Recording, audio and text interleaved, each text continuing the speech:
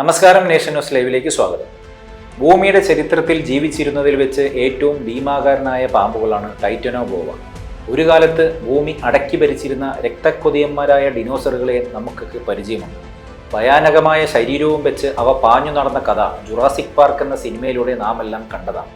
ദശലക്ഷക്കണക്കിന് വർഷങ്ങൾക്ക് മുമ്പ് അന്യം നിന്നുപോയ ഡിനോസറുകളെ സാങ്കേതിക വിദ്യയുടെ സഹായത്താൽ പുനർജനിപ്പിച്ച് സംവിധായകൻ സ്റ്റീഫൻ സ്പീൽബർഗ് നമുക്ക് മുമ്പിൽ സിനിമയായി അവതരിപ്പിച്ചു.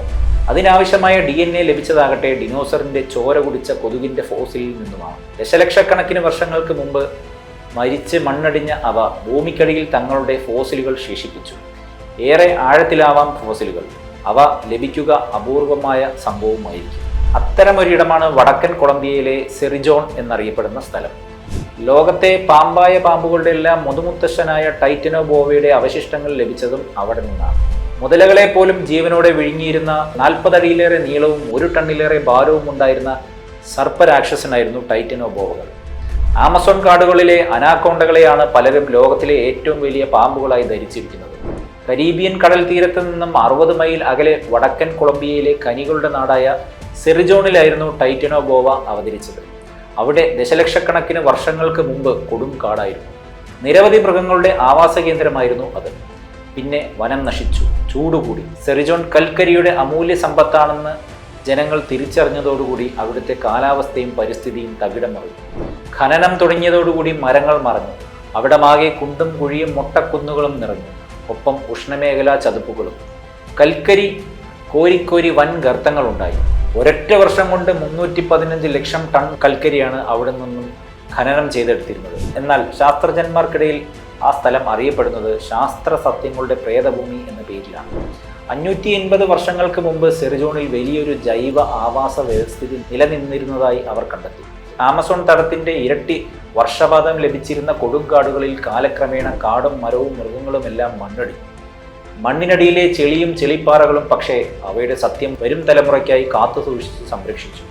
അങ്ങനെയാണ് 12 അടി നീളമുള്ള ആമകളും 7 അടി നീളമുള്ള മത്സ്യങ്ങളും അവിടെ ജീവിച്ചിരുന്നതായി നാം അറിഞ്ഞത്. എന്നാൽ കാടുകളുടെ യഥാർത്ഥ തമ്പുരാൻ ഇവരാരും ആയിരുന്നില്ല എന്നാണ് ഫോസിലുകൾ നമ്മളോട് പറഞ്ഞത്.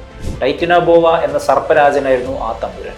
പുരാജീവി ശാസ്ത്രജ്ഞർ അഥവാ പാലിയന്റോളജിസ്റ്റുകളായ Jonathan Bloch, Jason George Moreno തുടങ്ങിയവരെല്ലാം ടൈറ്റനോബോവകളുടെ സത്യം കണ്ടെത്താൻ സെറിജോൺ പ്രദേശത്ത് ഏറെ വിയർപ്പൊഴുക്കി. ഏതാണ്ട് 18 വർഷങ്ങൾക്ക് മുമ്പ് അവിചാരിതമായി ഒരു ഫോസിൽ കണത്തിന്റെ രൂപത്തിൽ ഹെൻറി ഗാർസിയ എന്ന ഭൂഗർഭ ശാസ്ത്രജ്ഞന്റെ മുൻപിലാണ് ടൈറ്റനോബോവ പ്രത്യക്ഷപ്പെട്ടത്. ഖനന നഗരമാകെ അവർ അരിച്ചുപെറുക്കി. ഒട്ടേറെ അസ്ഥികളും കശേരുക്കളും അവർക്ക് ലഭിച്ചു. ഏതാണ്ട് 100-ലേറെ കശേരുക്കൾ. അനാക്കോണ്ടയുടേതുമായി സാമ്യമുള്ളവയായിരുന്നു അവയിൽ പലതും. എന്നാൽ അതിലും നീളമുള്ള സർപ്പരാജന്റെ തലയോട്ടിയും ഫോസിലുകളും ഗവേഷകർ കണ്ടെത്തി. ഏതാണ്ട് 2 അടി നീളമുള്ള നെടുങ്കൻ തലയോട്ടി, മൃദു അസ്ഥികൾ കൊണ്ട് നിർമ്മിക്കുന്ന പാമ്പിന്റെ തലയോട്ടി അതിന്റെ മരണശേഷം ദ്രവിച്ച് ചിതറിപ്പോവുകയാണ് പതിവ്. എന്നാൽ അവിടെയും ഗവേഷകരെ ഭാഗ്യം തുണച്ചു. ചരിത്രാതീത കാലത്തെക്കുറിച്ച് അപാരമായ അറിവ് ലഭിക്കുവാനും അതിന്റെ അടിസ്ഥാനത്തിൽ വർത്തമാനകാല ജീവിതത്തെ ഭാവിക്ക് വേണ്ടി സജ്ജമാക്കുവാനുള്ള അപാരമായ അറിവാണ് വടക്കൻ കൊളംബിയയിൽ ഉപേക്ഷിക്കപ്പെട്ട ഖനികളിൽ നിന്നും ലഭിച്ചത്.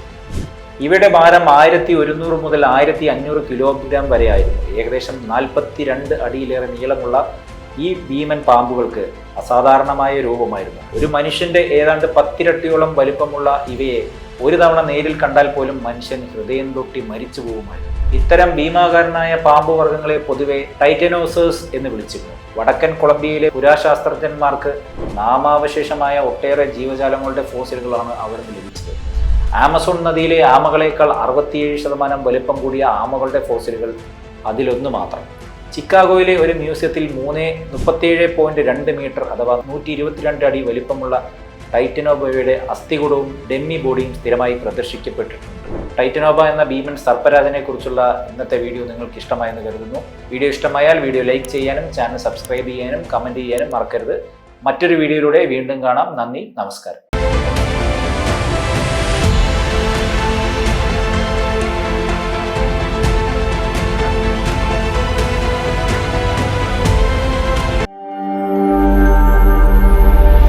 നാഷൻ ന്യൂസ് ലൈവ്, സത്യം, ചരിത്രം, വർത്തമാനം.